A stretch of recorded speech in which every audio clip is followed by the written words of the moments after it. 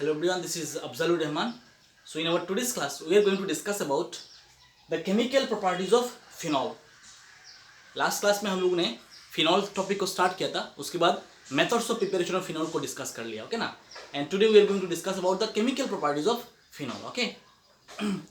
So in this topic first of all we will discuss about the acidity of phenol. ये topic में first of all हम लोग acidity of phenol के बारे में discuss करेंगे, ओके ना. So first of all acidity of phenol. Okay, हम लोगों को पता है कि फिनॉल जो है, this phenols are acidic in nature, okay ना. हम लोग को पता है फिनॉल का जो स्ट्रक्चर है बेंजीन ग्रुप OH, ओके ना. And this phenols are acidic in nature and they are much more acidic than alcohol. ये जो फिनॉल मॉलिक्यूल है ना, ओके ना, these are much more acidic than alcohol. ये अल्कोहल से भी ज्यादा एसिडिक है, ओके ना, but less than carboxylic acid. But उसका एसिडिक स्ट्रेंथ जो है ये कार्बोक्सिलिक एसिड से कम है, बट अल्कोहल से ज्यादा है, ओके ना.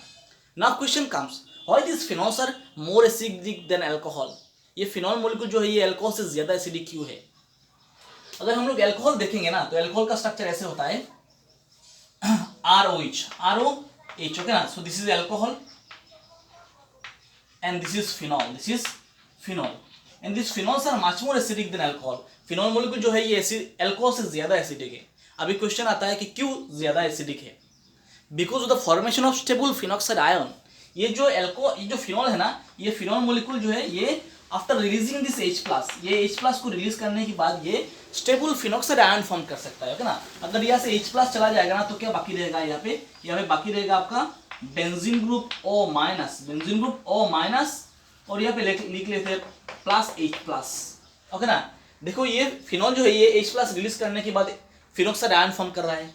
सिमिलरली जो अल्कोहल है ना, ये अल्कोहल H+ रिलीज करने के बाद ये फॉर्म करेगा आपका एल्कोक्साइड आयन, ओके ना. तो इसको हम लोग लिख सकते हैं RO- +H+, और इसको बेंजीन ग्रुप OH को लिख सकते हैं benzene group O- +H+, okay ना. सो ये एल्कोक्साइड आयन फॉर्म कर रहा है, एल्कोक्साइड आयन, ओके ना, एल्कोक्साइड आयन. और ये फॉर्म कर रहा है आपका फिनॉक्साइड आयन, ओके ना. Now because of this formation of this phenoxide ion, these phenols are much more acidic than alcohol, okay ना. अभी क्यों होता है देख लो. ये जो फिनॉल जो है ना, ये H+ रिलीज करने के बाद जो फिनॉक्साइड आयन फॉर्म करता है ना, यहाँ पे देखो O- है. यहाँ पे जो O- है ना, नेगेटिव चार्ज डेंसिटी जो है ना ऑक्सीजन के ऊपर, ये यहाँ पे स्टेबल नहीं रहता है, ओके ना. This negative charge density is delocalized over the benzene ring.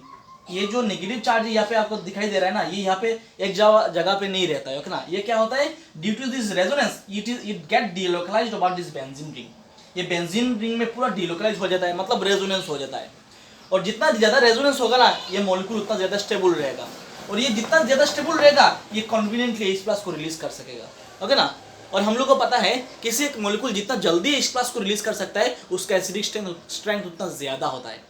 अभी अगर कंपेयर करेंगे अल्कोहल को और फिनॉल को, ये अल्कोहल फॉर्म कर रहा है आपका एल्कोक्साइड आयन. अभी यहाँ पे देखिए इस एल्कोक्साइड आयन में ये जो O- है ना, इस O- का कोई रेजोनेंस का और डिलोकलाइजेशन का कोई स्कोप नहीं है.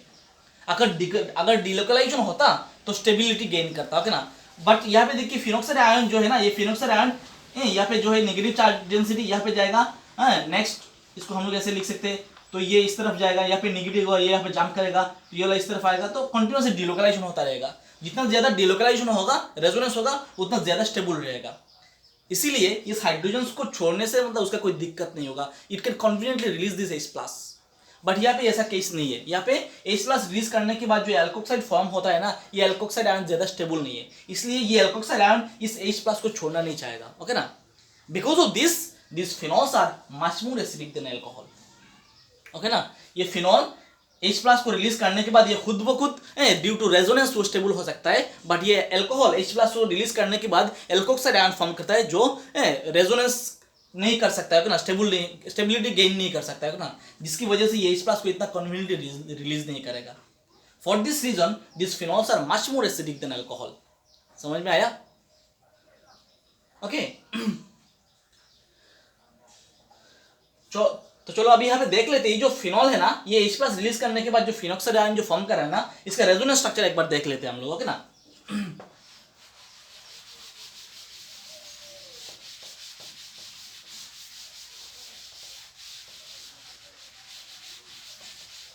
Okay, now so the acidity of phenol यहाँ पे लिखते हैं ना, the acidity of phenol, the acidity of phenol is due to the formation of stable phenoxide ion, stable phenoxide ion phenoxide ion, okay ना। तो चलो यहाँ पे देख लेते हैं फिनॉक्साइड आयन। यहाँ पे आपका है phenol molecule, benzene group OH, ये है फिनॉल, ये H+ को रिलीज करने के बाद क्या होगा, it will form phenoxide ion. तो यहाँ पे होगा आपका बेंजीन ग्रुप, बेंजीन मोलिकुल, यहाँ पे O- प्लस H+, और इसका नाम है फिनॉक्साइड, इसका नाम है फिनॉक्साइड आयन, ओके ना। अभी जो फिनॉक्साइड आयन है ना, ये फिनॉक्साइड आयन स्टेबल होता है ड्यू टू रेजोनेंस, ओके ना। तो कैसे होता है वो वाला देख लेते हैं पहले। तो चलो यहाँ पे ड्रॉ करते हैं फिनॉक्साइड आयन को, benzene group, double bond double bond double bond, और यहाँ पे है O-। ये जो O- है ना, ऑक्सीजन के ऊपर नेगेटिव चार्ज डेंसिटी है, ये यहाँ पे स्टेबल नहीं रहेगा, ओके ना। So it will involve in resonance. So ये जो नेगेटिव चार्ज डेंसिटी है ना, ये इस कार्बन ऑक्सीजन के ऊपर बॉन्ड के ऊपर जाएगा, तो यहाँ पे डबल बॉन्ड डेवलप हो जाएगा। जब यहाँ पे डबल बॉन्ड डेवलप होगा ना, तो देखिए इस कार्बन का बैलेंस ही बढ़ जाएगा। देखिए कैसे, पहले देखिए ये इलेक्ट्रॉन डिलोकलाइज होने के पहले इस कार्बन का बैलेंस 4 था, 1 2 3 4। अभी ये जब इलेक्ट्रॉन यहाँ पे आएगा ना, तो यहाँ पे डबल बॉन्ड फॉर्म हो जाएगा। डबल बॉन्ड होने से ना इस कार्बन का बैलेंस 5 हो जाएगा। देखिए कैसे, यहाँ पे 2 बॉन्ड हो जाएगा, 1 2 3 4 5, और हम लोग को पता है कार्बन का बैलेंस 5 नहीं हो सकता है, ओके ना।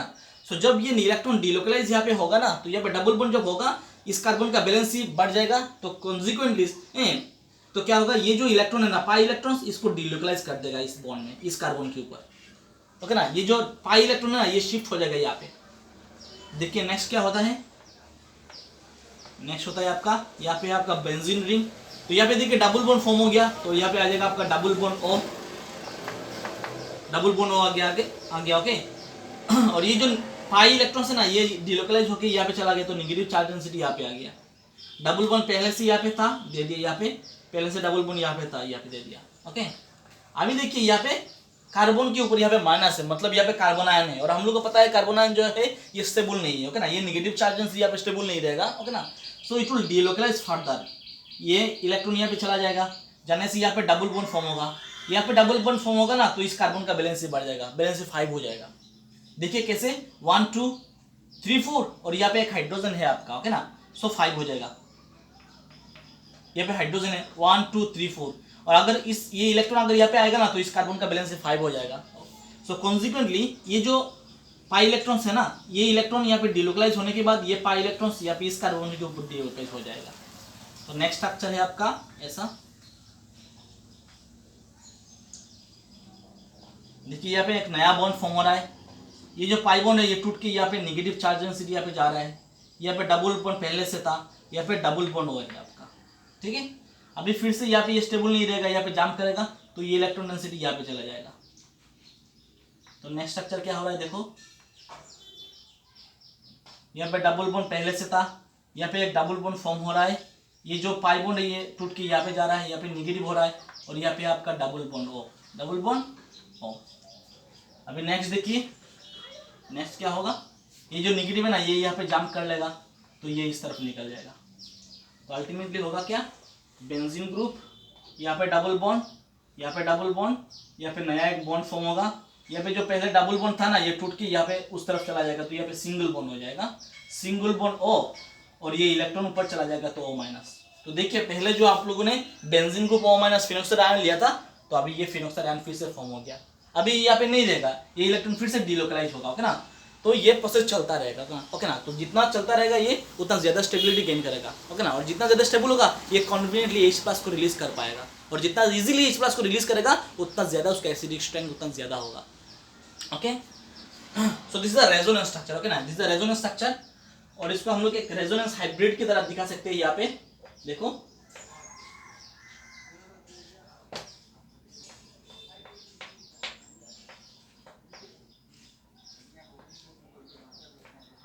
ये है आपका resonance hybrid, resonance hybrid. Okay, so because of the formation of this stable phenoxide ion, है ना, स्ट्रक्चर का नंबर दे दें 1 2 3 4 and 5. Okay, because of this stable phenoxide ion, these phenols are much more acidic than alcohol, much more acidic than alcohol. ठीक है ना?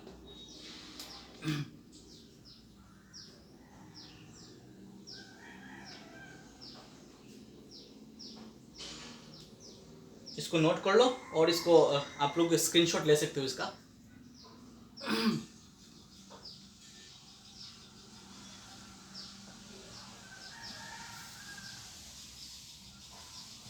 Okay, तो चलो next है आपका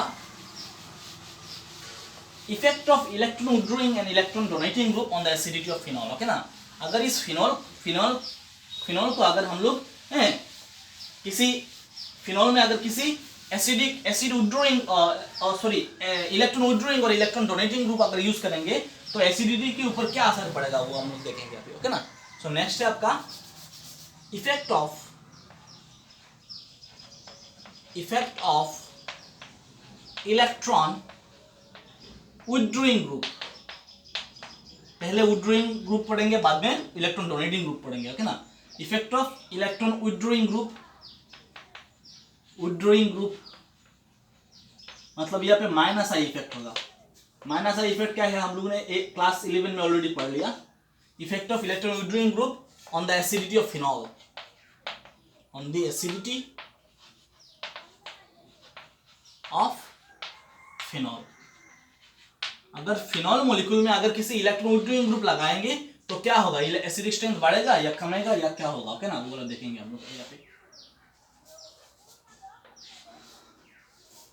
always remember this electron withdrawing group. Okay ना, अभी इलेक्ट्रॉन विथड्रॉइंग ग्रुप क्या है, NO2 group, nitro group, CN group, okay ना, CN group, Cl group, okay ना, CHO group, COOH group, okay ना, एटसेट्रा।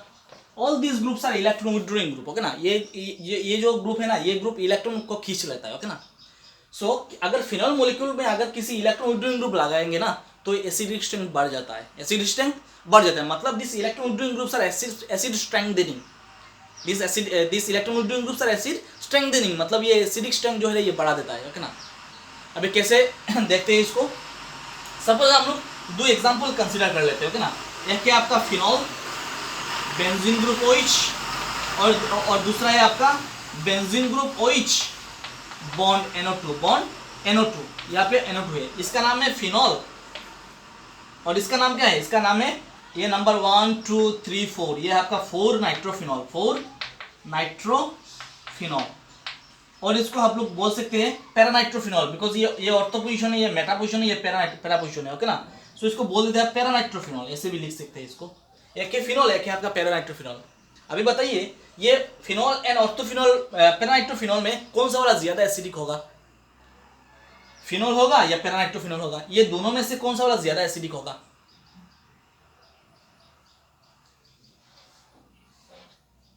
देख लो यहाँ पे this paranitrophenol will be more acidic then phenol,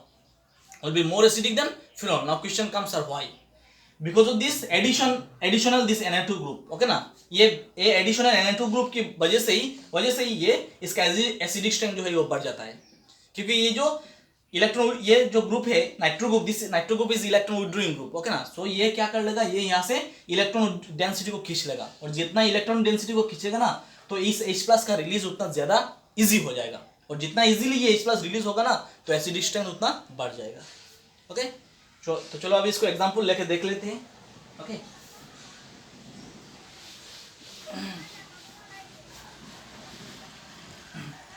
okay, so always remember this as electron withdrawing groups are acid strengthening। Okay ना, electron withdrawing group यहाँ पे लिख लेते हैं electron withdrawing group। Okay, electron withdrawing groups are acid strengthening, acid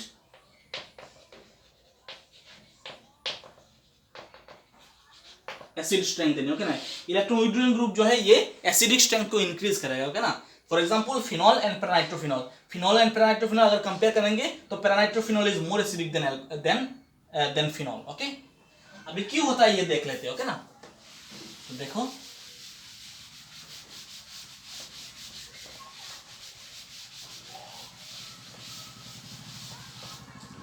अगर यहाँ पे हम लोग पैरानाइट्रोफिनॉल का स्ट्रक्चर ड्रॉ करेंगे ना, तो यहाँ पे देख लो, ये है आपका पैरानाइट्रोफिनॉल, यहाँ पे है आपका फिनॉल, और ये है आपका पैरानाइट्रोफिनॉल, NO2 ग्रुप। ओके, ये paranitrophenol like this phenol, phenol की जैसा ही ये पैरानाइट्रोफिनॉल क्या करेगा, एक्वस सॉल्यूशन में it will release this H+ to form this phenoxide ion. ये फिनॉल की जैसा ही ये एक्वस सॉल्यूशन में H+ को रिलीज करके ये फिनॉक्साइड आयन फॉर्म करेगा। तो यहाँ पे double bond double bond double bond, और यहाँ पे हो जाएगा आपका NO2। तो ये आपका फिनॉक्साइड आयन फॉर्म कर लिया, ओके ना, यहाँ पे H+। अभी ये जो फिनॉक्साइड आयन है ना, 4 नाइट्रोफिनॉक्साइड आयन, ये जो फॉर्म है ना, जो मॉलिक्यूल है, it will be stabilised by resonance. ये रेजोनेंस की वजह से ये क्या होगा, स्टेबलाइज होगा, ओके ना। सो देख लेते हैं उसका रेजोनेंस स्ट्रक्चर।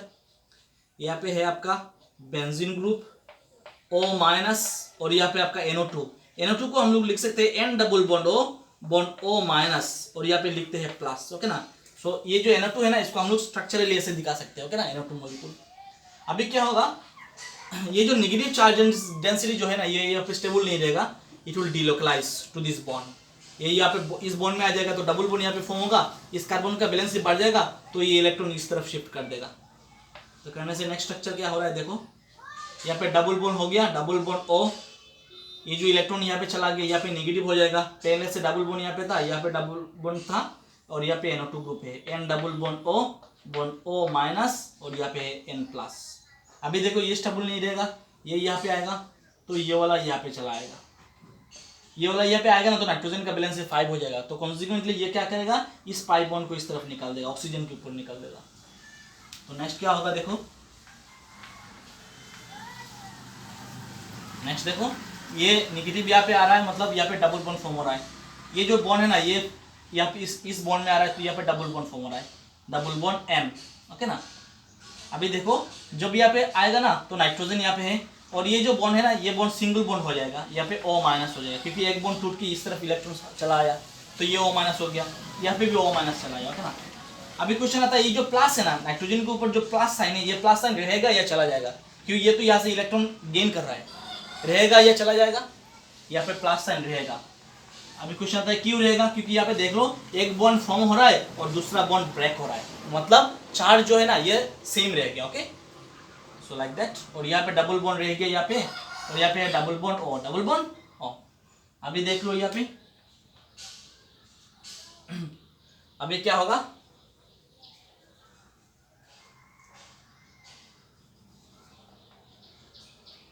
अभी देखो ये जो नेगेटिव चार्ज है ना, किसी कोई भी ले सकते हो। अभी ये जो नेगेटिव चार्ज है ना, कोई भी ले सकते, ये वाला यहाँ पे शिफ्ट करेगा, करने से क्या होगा, ये बॉन्ड इस तरफ शिफ्ट होगा, ये बॉन्ड इस तरफ शिफ्ट होने से इस कार्बन का बैलेंस बढ़ जाएगा, तो ये वाला इस तरफ शिफ्ट हो जाएगा। तो नेक्स्ट क्या हो रहा है, देख लो बेंजीन ग्रुप, यहाँ पे आपका सिंगल बॉन्ड होगा, यहाँ पे नाइट्रोजन N+, यहाँ पे डबल बॉन्ड होगा, यहाँ पे बॉन्ड O- होगा, ओके, यहाँ पे डबल बॉन्ड O। तो देखो ये बॉन्ड यहाँ पे चला आएगा, यहाँ पे डबल बॉन्ड हो जाएगा, ये उठ के यहाँ पे चला गया, तो ये यहाँ पे नेगेटिव हो जाएगा, यहाँ पे डबल बॉन्ड हो गया, ओके।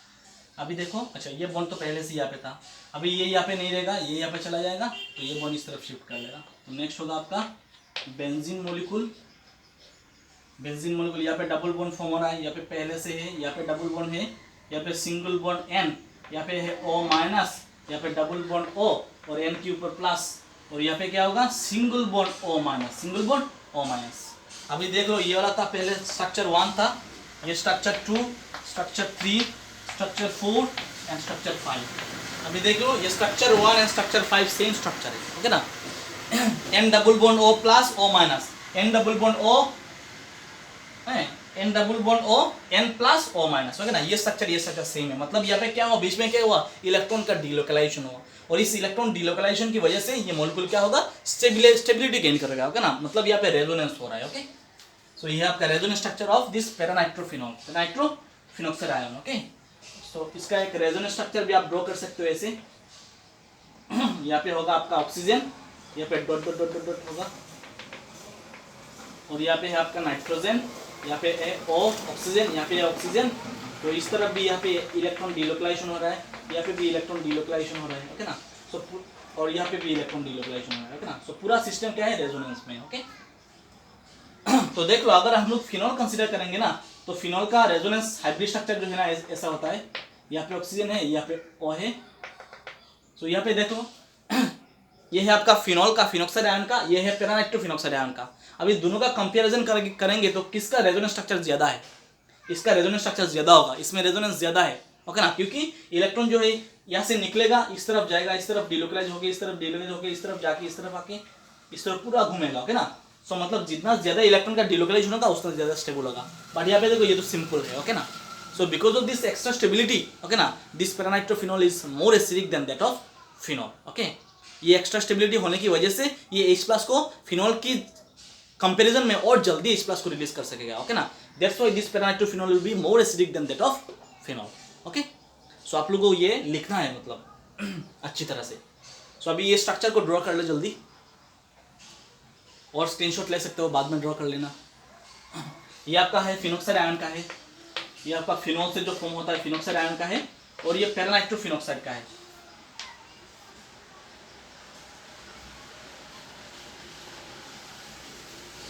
ये आपका पैरानाइट्रोफिनॉल,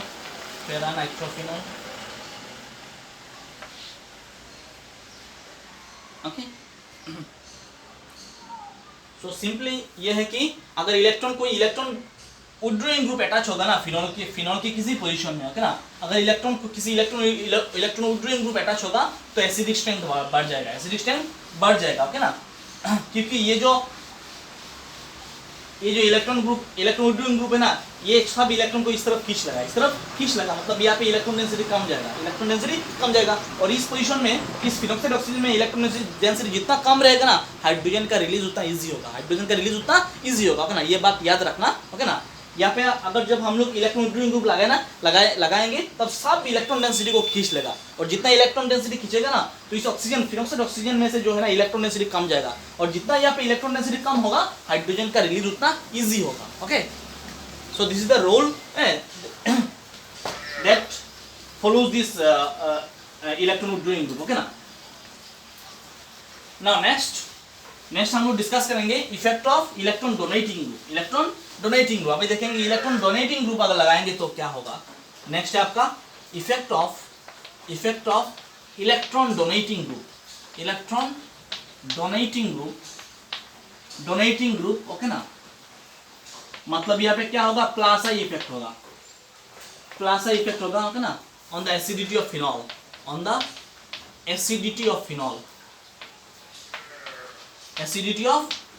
ओके ना। फिनॉल में अगर किसी इलेक्ट्रॉन डोनेटिंग ग्रुप लगाएंगे तो क्या होगा, इलेक्ट्रॉन एसिड स्ट्रेंथ बढ़ेगा या कमेगा या कैसा रहेगा, ओके ना। याद रखना किसी electron withdrawing group, suppose for example in alkyl group, suppose bond CH3, okay ना, alkoxy group bond OCH3, okay ना, यहाँ पे इलेक्ट्रॉन रहेगा, ओके ना। बॉन्ड NH2 यहाँ पे भी इलेक्ट्रॉन रहेगा एटसेट्रा, ओके ना। ये जो ग्रुप है ना इलेक्ट्रॉन डोनेटिंग ग्रुप है, ओके ना, इलेक्ट्रॉन डोनेटिंग ग्रुप है। और ये जो इलेक्ट्रॉन डोनेटिंग ग्रुप है ना, अगर किसी फिनॉल मॉलिक्यूल में अगर इलेक्ट्रॉन डोनेटिंग ग्रुप रहेगा ना, तो this groups are acid weakening, ये एसिडिक स्ट्रेंथ को और वीक कर देगा, मतलब एसिडिक स्ट्रेंथ को डिक्रीज कर देगा, ओके ना। फॉर एग्जांपल अगर किसी दो एग्जांपल लेते हैं हम लोग, suppose we have this example this phenol and we have this example benzene group OH and CH3। इस मॉलिक्यूल का नाम क्या है, लास्ट क्लास में हम लोग ऑलरेडी डिस्कस कर लिया, इसका नाम है पैराक्रेसोल, ऑर्थोक्रेसोल, मेटाक्रेसोल एंड पैराक्रेसोल। इसका नाम है पैराक्रेसोल और इसका नाम है फिनॉल, अभी देख लो यहाँ पे देखो, ये जो CH3 ग्रुप ना, ये इलेक्ट्रॉन डोनेटिंग ग्रुप है। अभी ये दोनों कंपेयर करेंगे तो किसका एसिडिक स्ट्रेंथ ज्यादा होगा, देख लो किसका एसिडिक स्ट्रेंथ ज्यादा होगा, यहाँ पे फिनॉल का एसिडिक स्ट्रेंथ ज्यादा होगा। अभी क्वेश्चन आता है क्यों ज्यादा होगा, क्योंकि ये जो CH3 ग्रुप है ना, this CH3 groups are electron donating group, ये यहाँ पे प्लासा इफेक्ट कर रहा है। क्या कर रहा है यहाँ पे, प्लासा इफेक्ट, मतलब यहाँ पे इलेक्ट्रॉन डोनेशन कर रहा है। क्या कर रहा है, इलेक्ट्रॉन डोनेशन, ओके ना। सो इलेक्ट्रॉन डोनेशन अगर करेगा ना, तो ये इस तरफ से इलेक्ट्रॉन को पुश करेगा, करने से क्या होगा, यहाँ पे इलेक्ट्रॉन डेंसिटी जाके यहाँ पे बढ़ जाएगा। अगर यहाँ पे इलेक्ट्रॉन डेंसिटी बढ़ेगा ना, तो ये हाइड्रोजन का रिलीज स्टॉप हो जाएगा, ओके ना। मतलब ये हाइड्रोजन का अगर रिलीज स्टॉप होगा तो एसिडिक स्ट्रेंथ कम जाएगा, ओके ना, एसिडिक स्ट्रेंथ ज्यादा नहीं होगा। लेकिन अभी यहाँ पे देखो, इस एग्जांपल में देख लो, यहाँ पे मतलब इलेक्ट्रॉन डोनेशन का कोई स्कोप है क्या, कोई स्कोप नहीं है, मतलब ये इजीली H+ को छोड़ सकता है। और अनदर कॉन्सेप्ट इज देयर, ये जो CH3 ग्रुप है ना, ये जो इलेक्ट्रॉन, ये CH3 ग्रुप हो सकता है और किसी भी ग्रुप हो सकता है ना। ये जब इलेक्ट्रॉन डोनेशन होगा ना, तो इस जो फिनॉक्साइड आयन जो फॉर्म करेगा ना, वो मतलब जो फॉर्म करेगा, ये तो डिलोकलाइजेशन के लिए इस तरफ आएगा, तो इसका डिलोकलाइजेशन को रोक देगा, ओके ना। It will inhibit the delocalisation of this electron. ये जो इलेक्ट्रॉन इस तरफ डिलोकलाइज होने के लिए इस तरफ आएगा ना, इसको रोक देगा। कौन सा वाला? ये this electron donating group, okay ना। ये इलेक्ट्रॉन डोनेटिंग ग्रुप की वजह से यहाँ पे इलेक्ट्रॉन का जो डिलोकलाइजेशन है इसमें कुछ दिक्कत आ जाएगा। इसकी वजह से ये जो इसका जो स्टेबिलिटी है वो स्टेबिलिटी खत्म हो जाएगा, ओके ना। That's why the acidic strength of this group will be less than that of this phenol, okay. तो इसको एग्जांपल लेके इसको देख लेते हैं एक बार। चलो, अगर हम लोग कंपेयर करेंगे फिनॉल एंड पैराक्रेसोल, किसका एसिडिक स्ट्रेंथ ज्यादा है? फिनॉल का एसिडिक स्ट्रेंथ ज्यादा है, ओके ना। फिनॉल का एसिडिक स्ट्रेंथ ज्यादा है। सो यहाँ पे हम लोग ने ड्रॉ किया था, ये वाला है आपका फिनॉल, ये फिनॉक्साइड आयन फॉर्म करेगा, और ये है जो है ये आपका है पैराक्रेसोल। तो यहाँ पे ये भी H+ रिलीज होने के बाद ये भी आपका फिनॉक्साइड आयन फॉर्म करेगा, ओके ना। तो इसमें भी रेजोनेंस होगा, इसमें भी रेजोनेंस होगा। ये इलेक्ट्रॉन इस तरफ जाएगा, इसको यहाँ पे बॉन्ड देके दिखा देते हैं, ओके ना। ये यहाँ पे जाएगा, इस तरफ ये आएगा, यहाँ पे नेगेटिव आएगा, ये इस तरफ आएगा, ये इस तरफ जाएगा, यहाँ पे नेगेटिव आएगा, ये इस तरफ जाएगा, ये इस तरफ जाएगा, यहाँ पे नेगेटिव आएगा, यहाँ पे आएगा। तो ऐसा रेजोनेंस होता जाएगा, ओके ना। यहाँ पे भी देख लो, यहाँ पे ये भी आएगा इस तरफ, ये भी नेगेटिव यहाँ पे आएगा, यहाँ पे आएगा, ओके ना। So it will shift here, so from here, तो यहाँ पे नेगेटिव इस तरफ जाएगा, ओके ना। बट यहाँ पे क्या है ना, ये दोनों कंपेयर करेंगे तो स्टेबल कौन सा वाला ज्यादा है? ये ज्यादा स्टेबल है, ये ज्यादा स्टेबल है, ओके ना। Because of this higher stability, it can conveniently release this H+, ये कन्वीनियंटली H+ को रिलीज करेगा, इसकी वजह से उसका एसिड स्ट्रेंथ ज्यादा हो जाएगा, ओके ना। बट ये जो यहाँ पे जो ग्रुप है ना, ये CH3 ग्रुप, ये इसका स्टेबिलिटी को खत्म कर देगा, ओके ना। It will destabilise the system, इस सिस्टम को डिस्टेबलाइज कर देगा, ओके ना। ये इलेक्ट्रॉन जो है ये इस तरफ आता रहेगा, इस तरफ, ओके ना, स्टेबिलिटी गेन करने के लिए। बट ये जो इलेक्ट्रॉन है इस तरफ में से भी ये इलेक्ट्रॉन पुश करेगा इस तरफ, तो अल्टीमेटली क्या होगा? इलेक्ट्रॉनिक रिपल्शन होगा। इलेक्ट्रॉनिक रिपल्शन होने से इसका जो इस मॉलिक्यूल का स्टेबिलिटी है ना, ये स्टेबिलिटी डिक्रीज हो जाएगा। इसकी वजह से यहाँ पे जो नेगेटिव चार्ज डेंसिटी है ना, ये बढ़ जाएगा। और because of this higher electron density, okay ना, in this position it will not release this H+, ये H+ को रिलीज नहीं करेगा, ओके ना। अगर H+ को अगर रिलीज नहीं करेगा ना, तो एसिड स्ट्रेंथ क्या होगा? डिक्रीज हो जाएगा, ओके ना। सो इसी वजह से अगर ये दोनों का कंपेयर करेंगे तो phenol is more acidic, phenol will be more acidic than paracresol, okay ना। It will be more acidic than paracresol. So अगर किसी इलेक्ट्रॉन डोनेटिंग ग्रुप रहेगा ना, तो ये एसिडिक स्ट्रेंथ तो क्या कर देता है? वीक कर देता है, ओके ना। ये एसिडिक स्ट्रेंथ को डिक्रीज कर देता है, okay. So remember this one.